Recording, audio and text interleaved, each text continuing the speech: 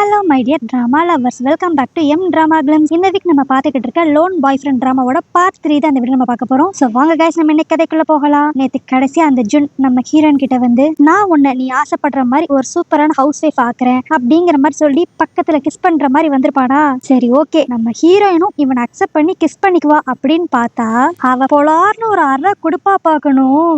ஏண்டாடே, நீ வாங்கி வச்சிருக்க கடனே ஊர் பட்டது இருக்கு, அதை அடைக்க முடியாம தான் நீயே என்கிட்ட அடிமையா வந்து மாட்டியிருக்க. இதுல நீ என்ன நல்லா பாத்துக்குவியா? என்னானாலும் பரவாயில்ல, நான் சின்னதா எப்படியான்ட்டு கரெக்ட் பண்ணி கல்யாணம் பண்ணிக்குவேன் அப்படின்னு சொல்லிட்டு அவனுக்கு மெசேஜ் அனுப்புவாளா. பார்த்தா அதுக்கு ஒரு ரிப்ளை கூட வராது. ஆனா அப்ப இந்த ஜுன் சும்மா வாய வச்சுட்டு இல்லாம, என்ன மேடம் அவர் உங்களை பிளாக் பண்ணிட்டாரோ அப்படிங்கிற மாதிரி சொல்லிக்கிட்டு இருப்பான். ஏண்டா, ஏற்கனவே வாங்கின அடி பத்தலையா, இந்த வரேண்டா அப்படின்னு சொல்லிட்டு நம்ம ஹீரோயின் அன்னைக்கு பூரா அவனை நல்லா மொத்தி எடுத்துருவா. அதுக்கடுத்து அப்படியே அடுத்த நாள் ஆபீஸ்ல தான் காட்டுவாங்க. நம்ம ஹீரோயின் ரிசப்ஷனிஸ்ட் தானே, அவ வழக்கம் போல அவ வேலையை உட்காந்து பாத்துக்கிட்டு இருக்கப்ப அப்ப அந்த ஷின் அவளை கிராஸ் பண்ணி போவானா. ஆனா எப்பயுமே இவளை பார்த்து ஒரு சிரிப்பு சிரிக்கிறவன் இன்னைக்கு ஒரு மாதிரி மூஞ்சி திருப்பிட்டு போவான். இதுலயே அவன் நல்லா கண்டுபிடிச்சிருவா, ஓகே அவன் செம கடுப்புல இருக்கான் அப்படின்ட்டு. ஆனா இவன் இப்படி மூஞ்சி திருப்பிட்டு போனதை பார்த்தனையும் நம்ம ஹீரோனோட ஃப்ரெண்ட்ஸ் அப்படியே என்னாச்சு ஏதாச்சுன்னு விசாரிச்சுக்கிட்டு இருப்பாங்களா. அப்புறம் தான் நம்ம ஹீரோயின் ஆரம்பத்துல இருந்து நடந்த எல்லா விஷயத்தையும் சொல்லுவா. இந்த மாதிரி இவனை நான் லோன் போட்டு வாங்கியிருக்கேன், எனக்கு எப்பப்பெல்லாம் கோவம் வருதோ அவனை தூக்கி போட்டு அடிப்பேன், அவன் கூட நேற்று நான் எதாச்சும் நின்று பேசிக்கிட்டு இருக்கப்ப ஷின் பார்த்ததை தப்பா புரிஞ்சுக்கிட்டான் அப்படிங்கிற மாதிரி எல்லா விஷயத்தையும் சொல்லுவாளா. இதை கேட்டுட்டு அந்த ஃப்ரெண்டுகளுக்கு ஒரு மாதிரி ஷாக் ஆயிரும். அடி பாவி, இவ்வளோ பெரிய விஷயம் நடந்திருக்கு, இதை பத்தி ஒரு வார்த்தை கூட நீ எங்க கிட்ட சொல்லவே கிடையாது, நம்ம ரூல்ஸ் எல்லாம் நீ மறந்துட்டியா, நம்ம வாழ்க்கையில வேற ஒரு பசங்களே உள்ள வரக்கூடாது, ஐயோ அவனை நான் ஒரு பையனாவே பார்க்கல, எனக்கு கீழே இருக்கிற ஒரு அடிமையா தான் நான் பாக்குறேன், நீ எப்படி வேணாலும் அவனை பார்க்கலாம், ஆனா அதை இப்ப சின்ன தப்பா புரிஞ்சுக்கிட்டான்ல, போச்சு இத்தனை நாள் நீ கஷ்டப்பட்டது எல்லாம் வீணா போச்சு அப்படிங்கிற மாதிரி அவங்க ரெண்டு பேரும் நம்ம ஹீரோனை பிடிச்சு திட்டிக்கிட்டு இருப்பாங்க. இதுவே இன்னொரு பக்கம் பார்த்தா அந்த ஜுன்னும் அந்த ஷின்னும் ஒன்னா உட்காந்து பேசிக்கிட்டு இருப்பாங்க.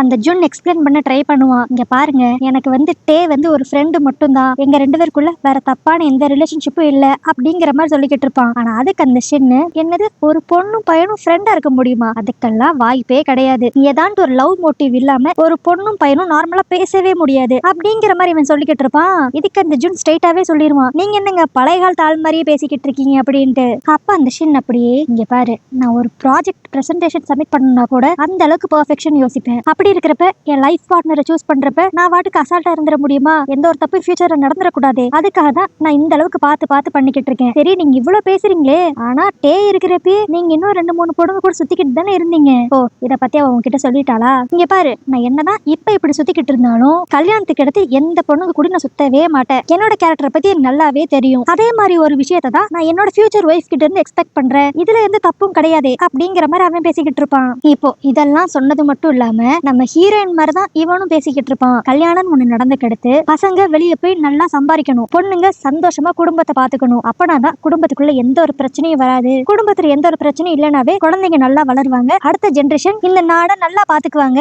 அப்படிங்கிற மாதிரி நாட்டை பத்தி எல்லாம் வேற யோசிக்க ஆரம்பிப்பான். இதெல்லாம் கேட்ட அந்த ஜூன் ஒண்ணு மட்டும் முடிவு பண்ணிடுவான், ஓகே ஜாடி கேத்த மூடிதான், டேக்கு கரெக்டான ஆளு இவன் தான், ஏன்னா ரெண்டு பேரும் ஒரே மாதிரி தப்பாவே யோசிக்கிறாங்க அப்படிங்கிற மாதிரி அவன் நினைச்சுக்குவான். இதுவே இன்னொரு பக்கம் நம்ம ஹீரோயினை காட்டுவாங்க. அவ அந்த ஜுன்னுக்காக தான் வெயிட் பண்ணிக்கிட்டு இருப்பா போல.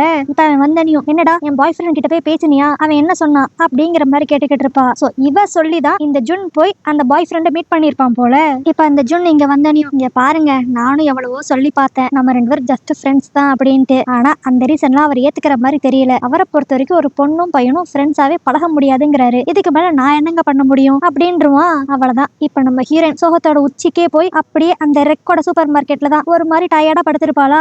ஆனா இப்படி ஒரு பக்கம் நம்ம ஹீரோயின் சோகமா இருக்க, இன்னொரு பக்கம் இந்த ரெக்க தான் காட்டுவாங்க. அவ ஒரு மாதிரி கடுப்பா எல்லா பொருளையும் தூக்கி தூக்கி டங்கு டங்குன்னு வச்சுக்கிட்டு இருப்பாளா. இதை பார்த்த ஜுன் அப்படியே அந்த ஜீரோ கிட்ட போய், என்னடா இது ரெக்கி இவ்வளவு கடுப்பா இருக்கா, என்னாச்சு அப்படிங்கிற மாதிரி கேட்டுக்கிட்டு இருப்பான். அப்பதான் அந்த ஜீரோ சொல்லுவான், அந்த ரெக்கோட எக்ஸ் ஹஸ்பண்ட் இவங்க குழந்தைய பாக்கணுங்கிறதுக்காக கோர்ட்ல ஏதோ ஒரு ஆர்டர் ஒண்ணு வாங்கிட்டு வந்திருக்கான் போல, ஆனா தன்னோட குழந்தைய எக்ஸ் ஹஸ்பண்ட் மீட் பண்றதுல இந்த ரெக்குக்கு சுத்தமா இஷ்டம் இல்ல போல, அதனாலதான் அவ கடுப்பா இருக்கா அப்படிங்கிற மாதிரி அந்த ஜீரோ சொல்லிக்கிட்டு இருப்பான். ஆனா இவங்க ரெண்டு பேரும் பேசினதை கேட்ட அந்த ரெக்கு திடீர்னு பைத்திய மாதிரி சிரிக்க ஆரம்பிப்பா.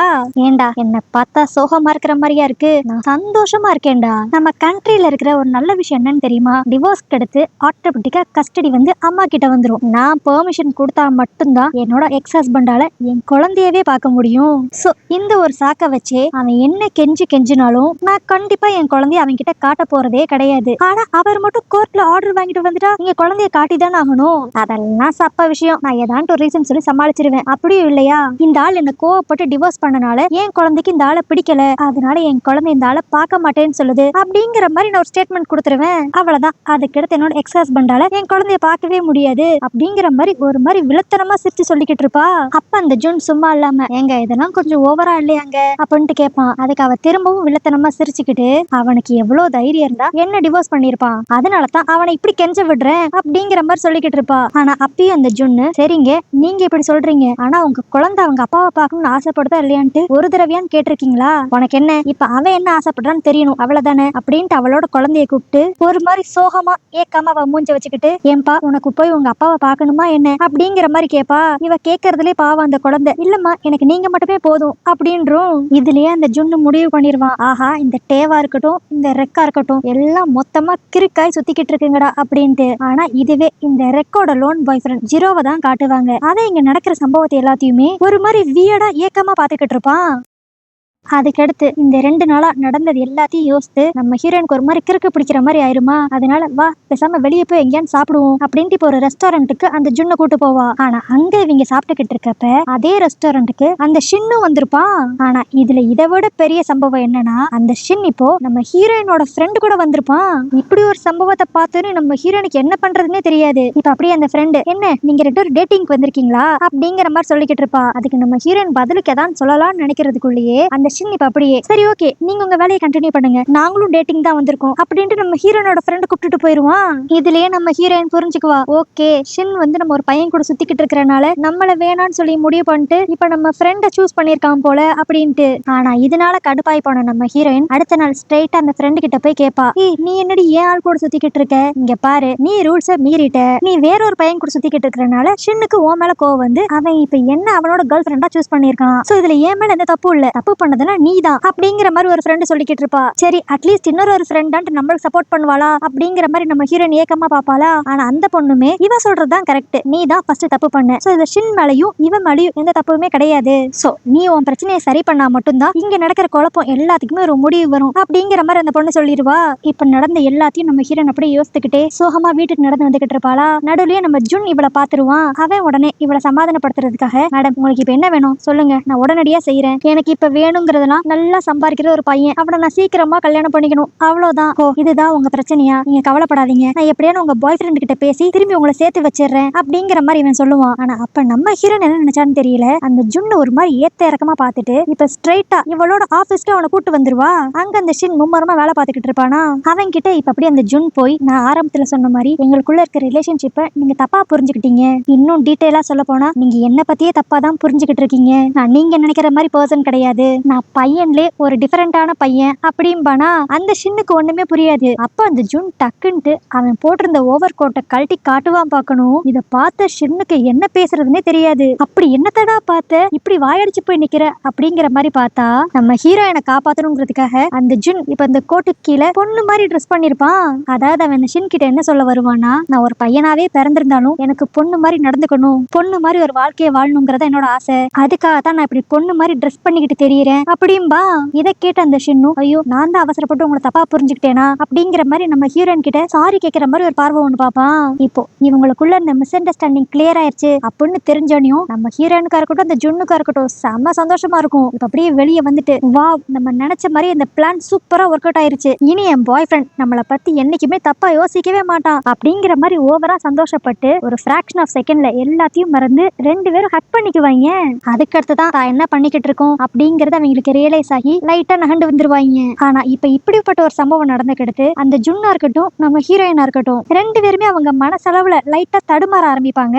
அதாவது இத்தனை நாள் வரைக்கும் 2 பேரும் ஒரு ஃப்ரெண்டு மாதிரி தான் பழகிருப்பாங்க. ஆனா இப்ப இவங்க 2 பேர் மனசுக்குள்ளயும் ஏதோ கொஞ்சம் இன்ட்ரெஸ்ட் வர மாதிரி நம்மளுக்கு தெரியும். அதுக்கடுத்து அப்படியே அடுத்த நாள் காலையில வழக்கம் போல ஆபீஸ்ல அந்த 3 பொண்ணுங்களும் உட்காந்து பேசிக்கிட்டு இருப்பாங்களா. அப்ப கரெக்டா அந்த ஷின் கிராஸ் பண்ணி போவான். அவன் அங்க இருக்கிற யாருக்குமே குட் மார்னிங் சொல்லாம நம்ம ஹீரோயினுக்கு மட்டும் குட் மார்னிங் சொல்லி சிரிச்சிட்டு போவான். இதனால பக்கத்துல உட்காந்து இருந்த ஃப்ரெண்ட் ஒரு மாதிரி ஷாக் ஆயிருவா. என்னடா இது, 2 நாள் முன்னாடி தான் நம்ம கூட டேட்டிங் வந்தா, இப்ப என்ன இவ கூட திரும்பி சேர்ந்துட்டானா அப்படிங்கிற மாதிரி. அப்புறம் நம்ம ஹீரோயின் நேத்து நடந்த எல்லா விஷயத்தையும் அந்த ஃப்ரெண்ட்ஸ் கிட்ட சொல்லுவாளா.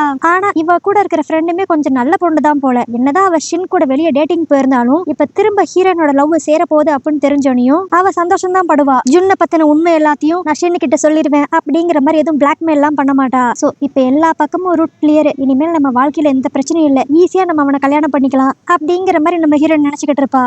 அதுக்கடுத்து அன்னைக்கு ஈவினிங்கே நம்ம ஹீரோயின் போய் அந்த ஷின்னோட அம்மாவை பார்த்துட்டு வந்துருவா போல. இப்ப அதை பத்தி தான் அப்படியே ஜுன்னு கிட்ட சொல்லிக்கிட்டு இருப்பா. எப்பா, அந்த லேடியை பார்க்க கொஞ்சம் டெரர் மாதிரி இருந்துச்சு. நானும் எவ்வளவு நேரம் தான் நல்லவன் மாதிரியே நடிக்கிறது. அந்த அம்மா என்ன சொன்னாலும் அப்படியே சிரிச்ச மூஞ்சோடி இருந்தேன். இதனால அந்த லேடி இம்ப்ரெஸ் ஆயிடுச்சுன்னு நினைக்கிறேன். சோ இனி எந்த பிரச்சனையும் இல்ல, ஸ்ட்ரைட்டா கல்யாணம் தான். கல்யாணத்துக்கு அடுத்து இந்த மாமியார் தொலைலாம் பெருசா இருக்காது போல. ஏன்னா அவங்க வேற ஊர்ல தான் இருக்காங்களாம். அதனால நான் ஷின் கூட இங்க தனியா தான் இருப்பேன். அப்படி பார்த்தா நான் ஆசைப்பட்ட மாதிரியே என் வாழ்க்கை கல்யாணத்துக்கு அடுத்து கண்டிப்பா சூப்பரா இருக்க போகுது அப்படிங்கிற மாதிரிலாம் இவ பேசிக்கிட்டு இருக்க. இன்னொரு பக்கம் அந்த ஜுன்னை தான் பார்க்கணும். அவன் இவளுக்கு டயர்டா இருக்கக்கூடாதுங்கிறதுக்காக உட்காந்து அப்படியே மசாஜ் பண்ணி விட்டுக்கிட்டு இருப்பான்.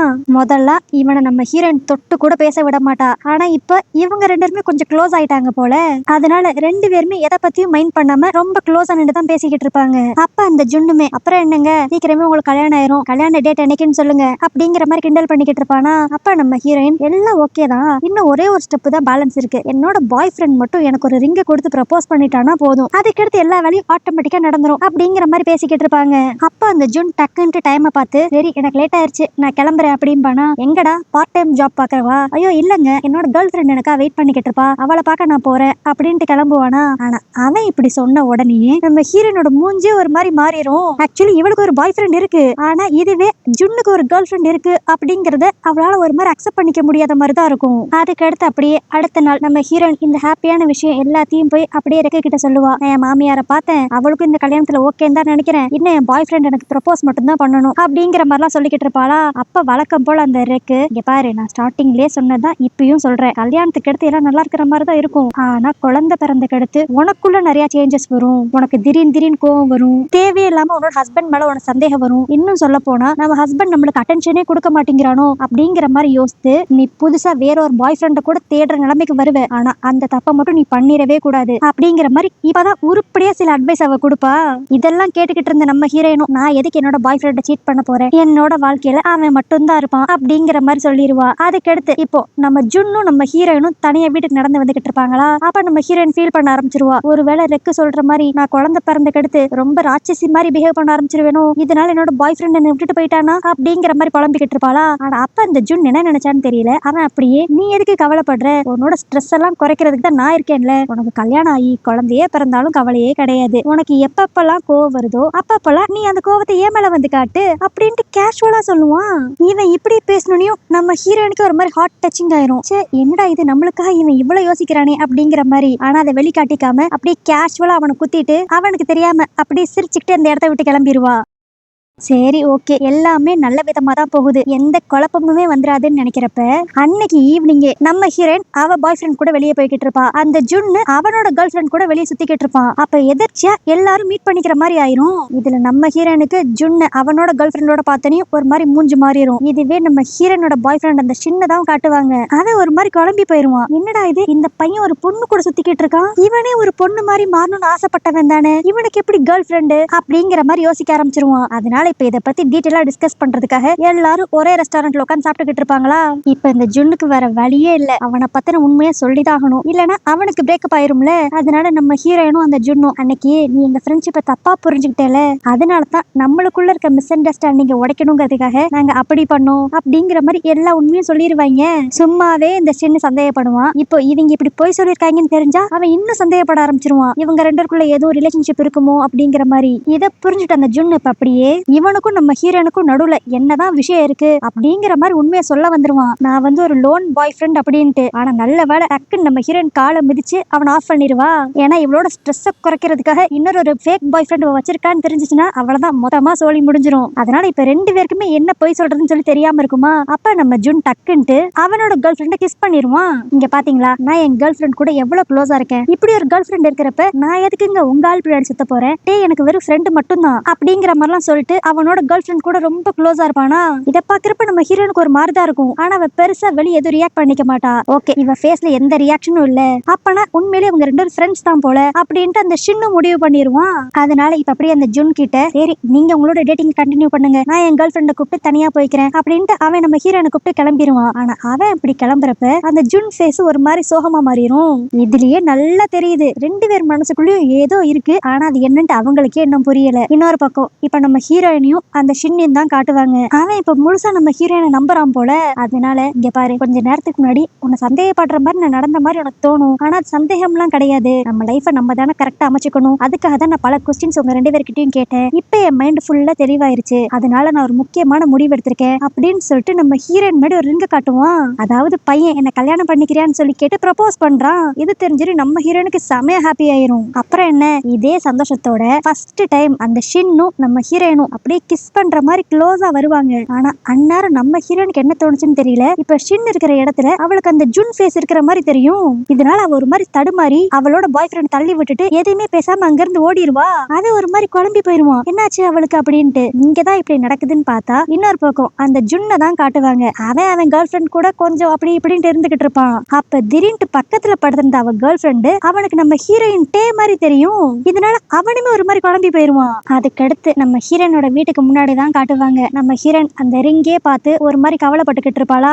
இப்ப கரெக்டா அந்த இடத்துக்கு ஜுன்னு வருவான். அவன் இந்த ரிங்க பார்த்துட்டு, என்ன மேடம் நீங்க ஆசைப்பட்ட மாதிரி உங்க பாய் ஃப்ரெண்ட் ப்ரப்போஸ் பண்ணிட்டாரு போல, அப்புறம் என்ன எல்லாமே சூப்பரா நடக்க போகுது அப்படின்னு சொல்லிக்கிட்டு இருப்பானா. ஆனா இப்ப ஏற்கனவே குழப்பத்துல இருக்கிற நம்ம ஹீரோயின் அந்த ஜுன்ன பொலார்னு ஒரு அறை விட்டு, எல்லாமே உன்னால தாண்டா என் வாழ்க்கை ஸ்மூதா போய்கிட்டு இருந்துச்சு, இப்ப என் மனசை கெடுத்துட்டேடா அப்படிங்கிற மாதிரி போட்டு அவனை அடிக்க ஆரம்பிச்சிருவா. சோ இப்ப குழம்பி போயிருக்கிற நம்ம ஹீரோயின் இந்த ஜுன் கூட சேருவாளா இல்லனா அவளோட பாய் ஃப்ரெண்ட் கூட சேர்ந்துருவாளா அப்படிங்கிற எல்லாத்தையுமே நம்ம நாளைக்கு வீடியோ பார்த்து தெரிஞ்சுக்கலாம். ஓகே கைஸ், நாளைக்கு நான் போட போற வீடியோ கட்ட நோட்டிஃபை மறக்காம சப்ஸ்கிரைப் பண்ணி இன்ஸ்டாகிராம்ல ஃபாலோ பண்ணிக்கோங்க. நாளைக்கு வீடியோ உங்களை பார்க்கறேன். அது வரைக்கும் பை.